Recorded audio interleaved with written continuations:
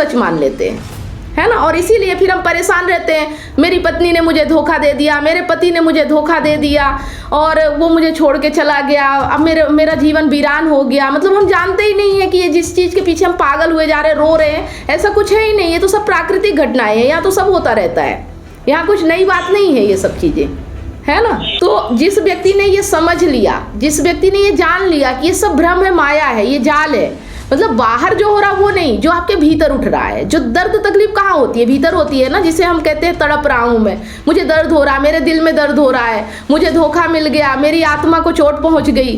तो ये सब एक तरह से हम यही बात करते हैं ना, क्योंकि हमें पता नहीं है कि भीतर क्या है, तो हम उसे भावनाओं को ही सच मान लेते हैं, जबकि ये भावनाएं भी प्राकृतिक है, 2 मिनट आती हैं फिर चली जाती हैं। प्रेम की क्या कोई परिभाषा होती भी है कि प्रेम की परिभाषा नहीं होती? पिछली बार हमने पढ़ा था कि राधा कृष्ण का प्रेम प्रेम होता है और हमारा प्रेम प्रेम क्यों नहीं होता है। अब हम समझेंगे कि क्या प्रेम की कोई परिभाषा नहीं होती।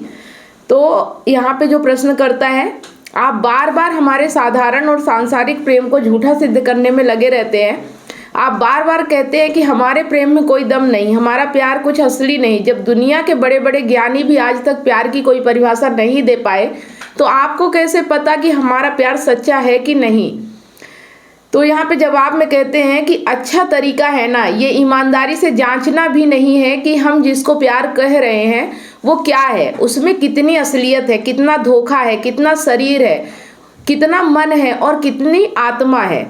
इसकी कोई जांच पड़ताल करनी नहीं है। तो कह दो कि प्रेम की तो कोई सर्वमान्य सार्वजनिक परिभाषा होती नहीं, तो फिर कोई भी चीज़ प्रेम कहला सकती है। ऐसे और भी कई बार सवाल आए हैं, टिप्पणियां आई हैं, जहां कहा गया है कि साहब प्यार को अल्फाज में कुछ बोला नहीं जा सकता, प्यार तो सिर्फ एक एहसास होता है, एक अनुभूति होती है, एक फीलिंग होती है, और प्यार तो प्यार करने वाला ही जानता है, प्यार सबके लिए अलग अलग होता है। तो आप क्यों फिर हमको चुनौती देते रहते हैं और परेशान करते हैं? नहीं, ऐसा बिल्कुल भी नहीं है कि प्यार की कोई परिभाषा नहीं होती। ये 2 कौड़ी की शायरी से थोड़ा ऊपर उठेंगे, दृष्टाओं के पास जाओगे, ज्ञानियों के पास जाओगे, तो वो तुमको बताएंगे कि निश्चित रूप से प्रेम की परिभाषा होती है और बड़ी सरल परिभाषा होती है। तो जैसा कि अभी तक हमने ये जाना ना कि प्रेम की कोई परिभाषा नहीं होती, प्रेम तो ऐसे ही हो जाता है, एक एहसास है, एक फीलिंग है। तो अब हम समझेंगे कि प्रेम की परिभाषा होती है ना, और वो बहुत सरल है, ऐसा भी नहीं कि बहुत कठिन है। कई बार पहले भी उद्धृत कर चुका हूँ, पर जब भी मैंने बोला है तुमने शायद देखा नहीं होगा, क्योंकि 2 तरह के वीडियोज होते हैं मेरे। एक वो जिनमें मैं संतों पर, शास्त्रों पर, ज्ञानियों पर और धर्म पर बोलता हूँ, वो वीडियो तुम लोग देखना पसंद नहीं करते। और दूसरे वीडियोज होते हैं जिनमें कि आम जनता के जो सामान्य मुद्दे होते हैं, जिनसे संबंधित वो सवाल पूछते हैं, उन पर मैं बोलता हूँ, उनको तुम खूब देखते हो। तो वो जो असली और केंद्रीय आध्यात्मिक वीडियो है, उनको तुमने कभी देखा नहीं। तो बात अब बोलने जा रहा हूँ वो तुम्हें लगेगा पहली बार बोल रहा हूँ, पहली बार नहीं बोल रहा हूँ, 10 बार बोल चुका हूँ। प्रेम प्रेम सब कहे, प्रेम न जाने कोई, जरा जा मार्ग साहब मिले, प्रेम कहावे सोए। तो तुम में से जिन भी लोगों को ये गलतफहमी है कि प्रेम की कोई परिभाषा नहीं होती, वो इन पंक्तियों को अच्छे से समझ ले, दोहरा लें, रट ही लें, भीतर बस जाने दे, खून में बहने लगे ऐसा कर लें। प्रेम प्रेम सब कोई कहे, ये हमारा हाल है, पूरी दुनिया का हाल है, जिसको देखो वही प्रेम प्रेम कर रहा है, सब आशिक हुए पड़े हैं। प्रेम प्रेम सब कोई कहे, प्रेम न जाने कोई, लेकिन प्रेम जानता कोई नहीं है। क्यों? इसलिए नहीं कि प्रेम जाना जा ही नहीं सकता, जैसा तुमने सवाल में कहा कि प्यार की तो कोई परिभाषा होती नहीं ना, सिर्फ एहसास है, ये रूह से महसूस करो। अब एहसास भीतर क्या हो रहा है वो भी पता नहीं, रूह किसी ने देखी नहीं तुम्हारी, तो तुम भी इस तरीके की बात का फायदा उठा के कहते हो कि प्यार तो सिर्फ एक एहसास होता है ना, एक भीतर की भावना, तो हमें भी हो गया है ना। नहीं, ऐसा नहीं है। जब कह रहे हैं प्रेम न जाने कोई, तो आगे भी बात कही गई है, जा मार्ग साहिब मिले, साहब मिले, जिस रास्ते पर चल के साहब, साहब माने वो जो सबसे ऊंचा हो, जो भी तुम्हारे भीतर सबसे ऊंचा हो सकता है वही साहब कहलाता है। जा मार्ग साहब मिले, प्रेम कहावे सोए। जिस रास्ते पर चलकर तुम जिंदगी की ऊंचाइयां हासिल कर सको, जिस रास्ते पर चलकर तुम वो बेहतर से बेहतर इंसान हो सके जिस रास्ते पर चलकर तुम्हारी चेतना साफ से साफ और ऊंची से ऊंची जगह पर पहुंच सके, प्रेम कहावे सोए, उसको प्रेम कहते हैं। और बाकी ये इधर उधर की जो हरकतें हैं, इसको पकड़ लिया, उसको छोड़ दिया, ये मिल गया हंस दिए, ये मिल गया रो दिए, ये प्रेम नहीं कहलाता है। तो प्रेम की परिभाषा निश्चित रूप से होती है, न जाने कहां से तुम लोगों ने ब्रह्म वाक्य पकड़ लिया है कि love can not be defined. ये फिल्मी बातें हैं, इनसे बाहर आओ कि प्रेम की कोई परिभाषा नहीं होती। प्रेम की परिभाषा निश्चित रूप से होती है। तो बस जिन्होंने जान के समझ के परिभाषित किया तुम्हारी जिंदगी में, उनके लिए कोई जगह नहीं है। तुम ऐसी जिंदगियां जी रहे हो जिसमें इधर उधर के छोटे मोटे लेखक हो गए या इधर उधर के वक्ता हो गए, इन सब की बातों के लिए तो तुम्हारे जीवन में मन में स्थान है। पर जो असली लोग थे, जिनके दम पर पूरा दर्शन शास्त्र खड़ा है, जिनके दम पर सारे धर्म खड़े हैं, शताब्दियों से जिनके धर्म पर पूरा अध्यात्म है, जिन्होंने इंसान को इंसान बनाया, उनसे तुम्हारा कोई परिचय नहीं, उनसे तुम दूर दूर कटे कटे रहते हो। तो फिर उनकी तुम्हें बात भी पता नहीं, तो फिर तुम इस तरह की अनाड़ी पने की बात करते हो कि प्रेम की तो कोई परिभाषा होती नहीं। और कितना झूठा है हमारा प्रेम, ये इसी से समझ लो कि आगे और कहा है, छिन चाहे छिन उतरे, सो तो प्रेम न होए, अघट प्रेम पिंजर बसे, प्रेम करावे सोए। मतलब जो जल्दी चढ़ जाता है जल्दी उतर जाता है, वो प्रेम नहीं होता। अघट प्रेम पिंजरे बसे, प्रेम करावे सोए। जो कि हमेशा के लिए पिंजरे में बस जाए, आया है अभी और चला भी गया, उसको प्रेम नहीं कहते। तो सीधी एक पहचान हो गई प्रेम की कि ये वो प्रेम जो हो गया वो प्रेम हो ही नहीं सकता। वो प्रेम जो आया है जीवन में वो प्रेम नहीं हो सकता कि तुम कहो कि फलाना व्यक्ति आया मेरे जीवन में तो मुझे प्यार मिल गया है, झूठी बात। या तुम कहो कि फलाना व्यक्ति मेरे जीवन से चला गया तो मेरा प्यार छिन गया, बराबर की झूठी बात है। मतलब हम कहते हैं कि हमारे जीवन में कोई व्यक्ति आ गया तो हमें प्यार मिल गया, और जब कोई हमारे जीवन से चला जाता है तो हम कहते हैं हमारा प्यार छिन गया। तो प्रेम किसी घटना का, किसी व्यक्ति का नाम नहीं है। प्रेम किसी अफसाने का, किसी कांड का, किसी अफेयर का नाम नहीं है। प्रेम तुम्हारी चेतना की मूल तड़प का नाम है, वो हमेशा से है तुम में। इसलिए प्रेम आएगा नहीं क्योंकि तुम पैदा हुए उस तड़प के साथ। जब पैदा ही हुए हो उसके साथ, तो फिर वो बाद में थोड़े ही तुम्हारे जीवन में प्रवेश करेगी, वो तो पैदा होने के क्षण से है। इसी तरीके से मरते समय तक ज्यादातर लोगों में वो तड़प बेचैनी बनी और बची ही रह जाती है। तो वो लगातार भीतर एक कशिश है, लगातार भीतर एक असमंजस की ओर, ऊहापोह की और संशय की ओर अविश्राम की स्थिति है। जैसे भीतर कुछ घुटता सा रहता है, भीतर कुछ अपूर्ण है जो कह रहा है कि ठीक से जिया नहीं जा रहा, सांस नहीं आ रही, तकलीफ है भीतर, वो कहलाती है विरह। वो ही प्रेम का दूसरा नाम है। मतलब जो असली प्रेम है वो प्रेम है सच के लिए। लेकिन हम नाम क्या देते हैं कि पति पत्नी से प्रेम हो गया, प्रेमी प्रेमिका से प्यार हो गया, या हमारे जीवन में कोई आ गया तो प्रेम हो गया, कोई चला गया तो छिन गया। नहीं, ये प्रेम नहीं कहलाता। ये अट्रैक्शन कहला सकता है, ये जरूरत कहला सकती है, लेकिन इसे प्रेम नहीं कहते। प्रेम तो वो है जो आपको सच से मिला दे, जो आपको ऊंचाइयों से मिला दे, जो आपके जीवन में ऊंचाइयां ला दे, तो उसे प्रेम कहते हैं। लेकिन हम समझते हैं कि हमारे जीवन में कोई व्यक्ति आ जाए उसे प्रेम कहते हैं, कोई चला गया तो मतलब प्रेम चला गया। नहीं, जो हमारे भीतर की तड़प है ना, अगर वो शांत हो जाए, और वो शांत होती नहीं है। आप ही खुद सोचो कि क्या आपके भीतर के तड़प किसी के आ जाने से शांत हो जाती है? क्या किसी के चले जाने से जो जैसे होती वैसे आ जाने में भी तड़प और बढ़ जाती है कि कहीं छिन ना जाए? तो तड़प बेचैनी खत्म नहीं होती बल्कि और बढ़ जाती है। तो इसे प्रेम थोड़ी कहते हैं। प्रेम का मतलब है कि आपको सुकून मिल जाए, आपको शांति मिल जाए, आपको चैन मिल जाए।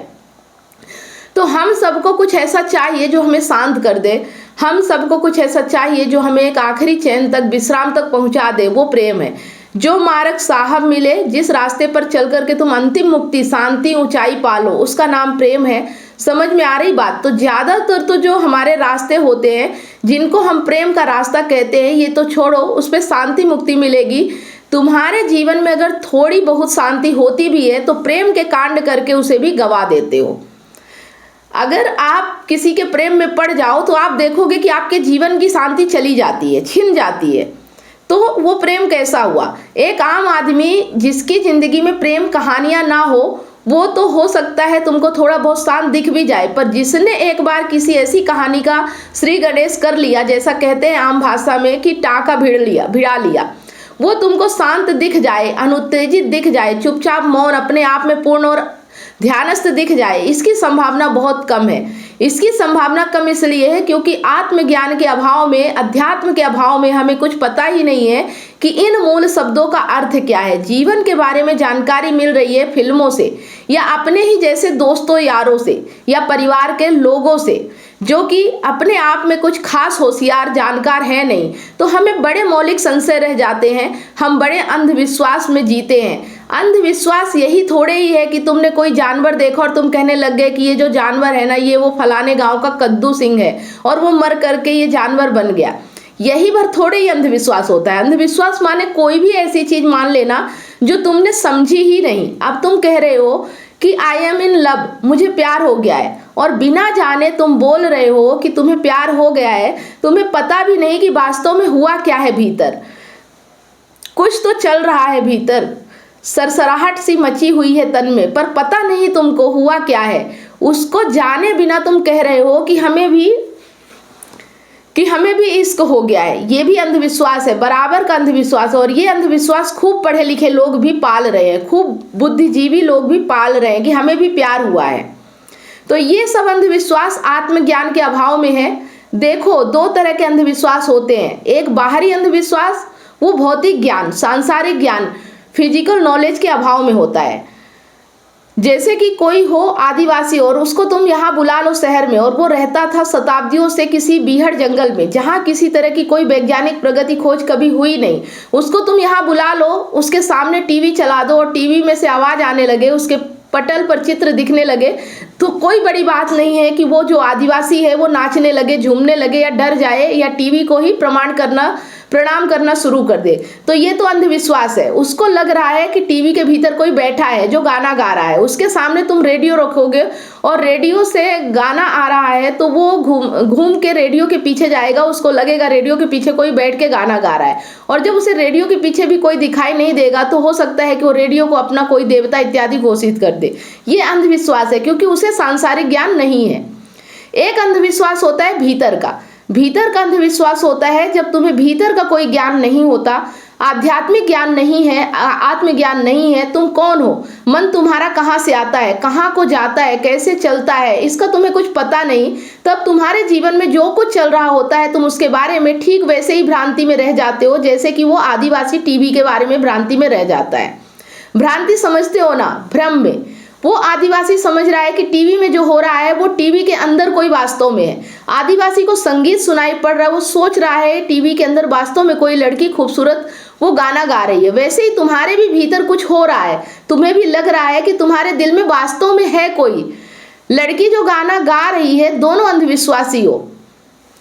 आदिवासी को ये नहीं पता कि टीवी में कोई लड़की नहीं बैठी, और तुमको ना हृदय का ना दिल का मतलब पता है, ना प्रेम का मतलब पता है, ना स्त्री पुरुष क्या है और उनमें वास्तविक भेद क्या है और आकर्षण क्या है ये पता है। तो तुम्हें लग रहा है दिल के भीतर लड़की बैठी है, गाना गा रही है। दोनों अंधविश्वासी हो। बाहर का अंधविश्वास मिटाने के लिए बहुत सारे विश्वविद्यालय और संस्थाएं हैं और विज्ञान ने खूब तरक्की कर ली है। अच्छी बात है, बाहरी अंधविश्वास मिट रहा है।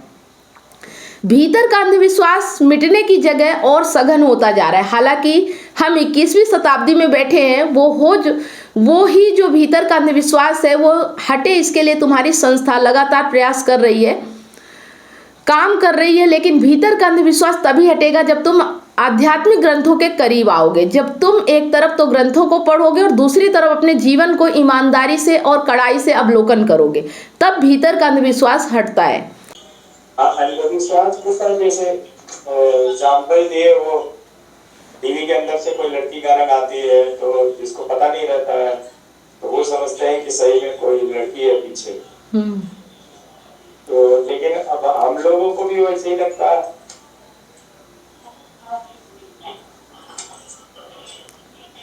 लेकिन हकीकत में ऐसा कुछ होता नहीं है। मतलब ये है कि जिस तरह से उस आदिवासी को ये लगता है कि टीवी के अंदर ही कोई है, उसको ये नहीं पता चल रहा है कि बाहर कोई है, उसकी छाया है ना, उसकी फोटो है। वीडियो उसकी चल रही है, उसको लगता है कि टीवी के अंदर से ही कोई आ रहा है। उसी तरह से हम नहीं जानते कि जो बाहर हमारे हो रहा है, जिसे हम प्रेम कहते हैं, ये आकर्षण है, ये अट्रैक्शन है, ये एक शारीरिक प्रक्रिया है। हम कहते हैं कि दिल के अंदर कोई है जिसे प्रेम हो रहा है, कोई आत्मा है, कोई ऐसी चीज है कि जिससे ये मतलब ऐसा हो रहा है बाहर, तो ये भीतर से हो रहा है ना। हम ये नहीं समझ पा रहे कि ये एक मतलब प्राकृतिक जो घटना है हमारे साथ घट रही है। हम सोचते हैं कि कुछ ऐसी चीज हो रही है जो पारलौकिक है, जो हम अपने अंदर समझते हैं कि हमें प्रेम हो गया, इसका मतलब कि भीतर कोई बैठा है जिसे प्रेम हो रहा है, दिल में कुछ है जो दर्द हो रहा है। अरे दिल का काम तो है धड़कना, पंप करना, उसमें थोड़ी कोई कुछ बैठा हुआ है। लेकिन हम यही समझते हैं क्योंकि हम अपने भीतर जानते नहीं हैं, है ना, कि हमारे भीतर क्या है।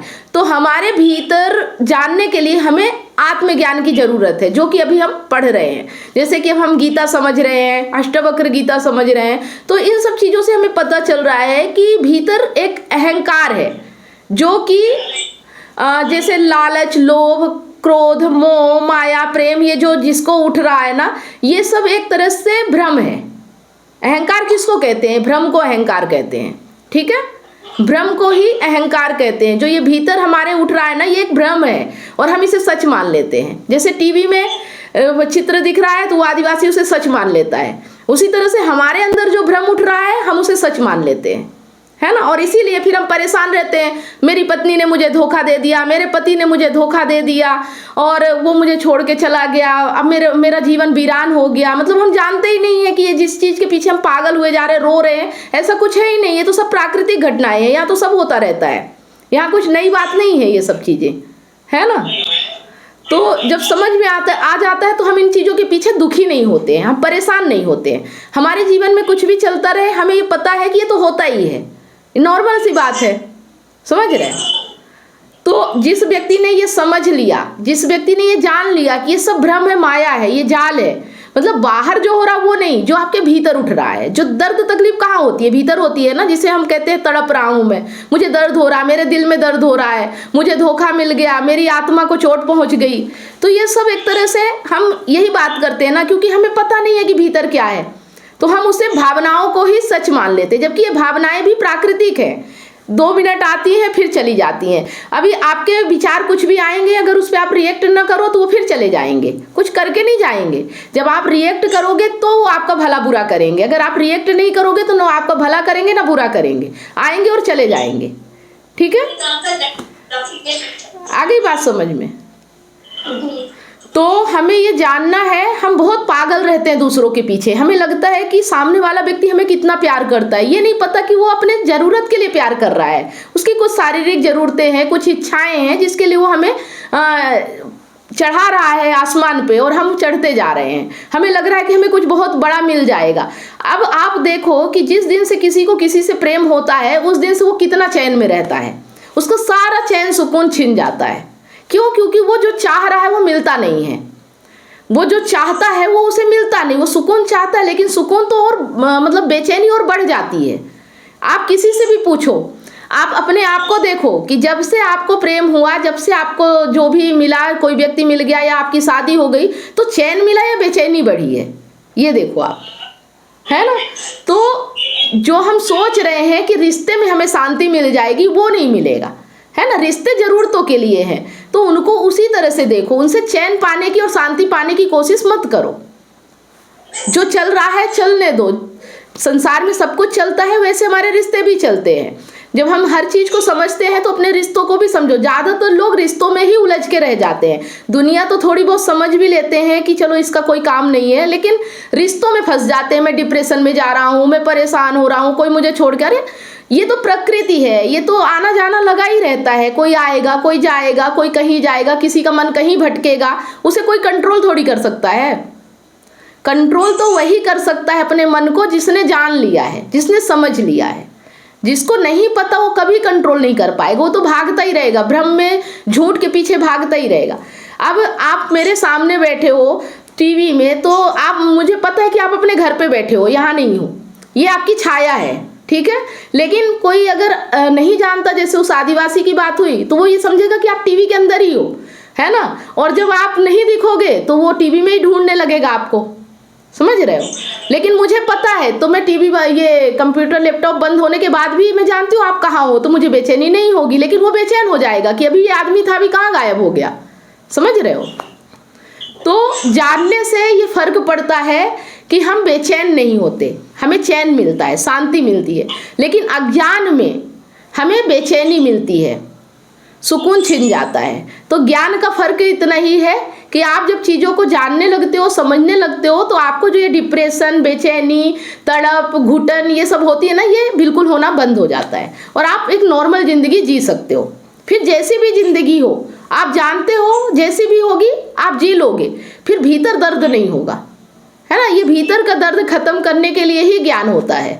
बाहर कुछ नहीं बदलेगा, लेकिन भीतर बहुत कुछ बदल जाएगा, ठीक है। और आप लोगों के तो बदल ही रहा है, जैसे जैसे ज्ञान आ रहा है वैसे वैसे बदल रहा है। कुछ नहीं, मैं बस सुन रही हूँ और वही धीरे धीरे सीख रही हूँ। अब बाहर भागना कम हो रहा है कि नहीं, बाहर की कुछ मिल जाएगा, कोई व्यक्ति मेरे जीवन में आ जाएगा तो मुझे सुकून मिल जाएगा, ऐसा कुछ लगने लगा, आपकी समझ में आने लगा है कि सुकून तो नहीं मिलने वाला है ना, ये बेचैनी हमेशा रहेगी।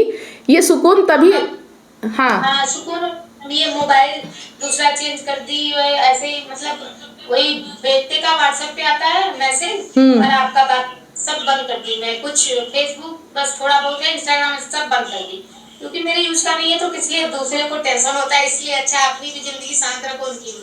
तो सब कुछ बंद कर दिया है, बस नॉर्मल घर का काम जो है वो, या बच्चे को या इनको, कुछ भी नहीं है। मेरे दिमाग बिल्कुल शांत है, कहीं कुछ नहीं है। बस थोड़ा सा अपने दिमाग को और ज्ञान में लगाओ और अपने जीवन में कुछ अच्छा करो, ऊंचा करो, है ना, बेहतर करो, कुछ ऐसा करो कि जो इनको भी प्राउड हो और तुमको भी प्राउड हो अपने ऊपर कि हाँ मैंने कुछ अच्छा काम किया, है ना। और इससे बेहतर क्या है कि अपने ही घर को स्वर्ग बना लो। स्वर्ग मरने के बाद मिलेगा कि नहीं, लेकिन अपना ही घर स्वर्ग हो जाए तो इससे अच्छा क्या है ना। है? लोग मरने के बाद स्वर्ग की कल्पना करते हैं, ज्ञान से जीते जी हमारा स्वर्ग हो जाता है, जहाँ हम हैं वही स्वर्ग है, ठीक है ना। और अगर हमारे अंदर ज्ञान नहीं है तो हम जीते जी अपने जीवन को नर्क बना लेते हैं, समझ रहे हो। चलो अच्छी बात है कि शांति है मैम, तो कुछ भी प्रेशर किसी को कुछ नहीं है, बिल्कुल शांत है। चलिए अच्छा है। अब हाँ हो गया, एक ही बार होता है कुछ भी, उसके बाद हाँ अभी ये ऐसे ही आप ज्ञान के साथ चलते रहोगे, अपने जीवन में सीखते रहोगे, समझते रहोगे, तो कभी भी मतलब ऐसा नहीं है कि अभी समझ में आ गया तो कल को समझ में ही आएगा। ये माया बहुत प्रबल होती है ना। आज हाँ मतलब ऐसे बहाने लेके आएगी कि आप सोचोगे हाँ ये तो जरूरी ही है, ये तो मुझे करना ही है, समझ रहे हो। लेकिन जब ज्ञान लेते रहोगे तो समझ में आएगा कि ये तो छलावा है, ये तो झूठ है, ये तो मेरे लिए जरूरी ही नहीं है।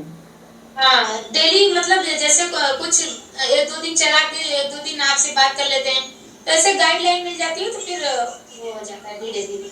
चलो, और वैसे आज के समय में ज्ञान लेना बहुत आसान है, आप घर बैठ के सब कुछ सीख सकते हो। पहले के समय में इतना आसान नहीं था, है ना। तो आज का तो अच्छा है, आज की अपॉर्चुनिटी है कि अब आप अपने जीवन देखो, दोनों चीजें हैं, या तो जीवन को बेहतर बना लो ये भी अपॉर्चुनिटी है, या तो अपने जीवन को बदतर बना लो ये भी अपॉर्चुनिटी है। कि आज के समय में सोशल मीडिया से जुड़ के लोग डिप्रेशन और बहुत सारी टेंशन, चिंता, क्योंकि एक कंपैरिजन होता है कि उसका पति अच्छा है, मेरा पति अच्छा नहीं है, उसके पास ये चीज़ें हैं, मेरे पास नहीं है।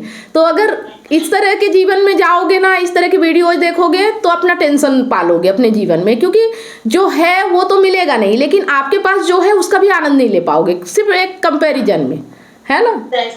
कंपैरिजन करोगे, दुखी होगे, लेकिन वो मिलेगा थोड़ी। मतलब जिसे तुम देख रहे हो कि वो अच्छा है, उसका पति अच्छा है, उसकी प्रेमिका अच्छी है, उसका घर अच्छा है, उसके कार है, वो तुम्हें तो नहीं मिलेगा, तुम सिर्फ देख रहे हो। लेकिन दुख जो तुम्हें मिल रहा है उसे देख के, तो वो तो तुम्हारा टेंशन हो गया ना। लेकिन अगर तुम हाँ उसको अपना भी सुकून, अपनी जिंदगी सब खराब हो रही है। हाँ, लेकिन अगर तुम ज्ञान है तुम्हें कि किसी से कंपैरिजन नहीं करना चाहिए, किसी से तुलना नहीं करना चाहिए, जो अपने पास है वही अच्छा होता है, वही सही है, तो फिर तुम खुश रहोगे। तो बस फायदा ये मिलता है ना। ज्ञान का फायदा ये है कि तुम दुखी नहीं होगे, तुम खुश रहोगे, जो भी तुम्हारे पास है उसी में तुम सुखी रहोगे, समझ रहे हो। और कल्पनाएं और तुलना तुम्हें दुखी बनाती हैं, चीज़ों के पीछे भगाती हैं, ठीक है। तो अपनी जितनी क्षमता है उतना हासिल करो, किसी के कंपैरिजन मत करो, किसी से तुलना मत करो, किसी के पीछे मत भागो। कोई तुम्हें जीवन में सुख नहीं दे सकता अगर तुम्हारे अंदर सुख नहीं है ना। अगर तुम शांत नहीं हो तो तुम्हें कोई शांति नहीं दे सकता। अगर तुम्हारे अंदर प्रेम नहीं है ना, तुम्हारे अंदर प्रेम नहीं है, तुम प्रेम को नहीं जानते हो, तो कोई तुम्हें प्रेम नहीं दे सकता। ठीक है। और बाकी शारीरिक इच्छाएं हैं, जरूरतें हैं, तो पूरा करो, कोई दिक्कत नहीं है ना।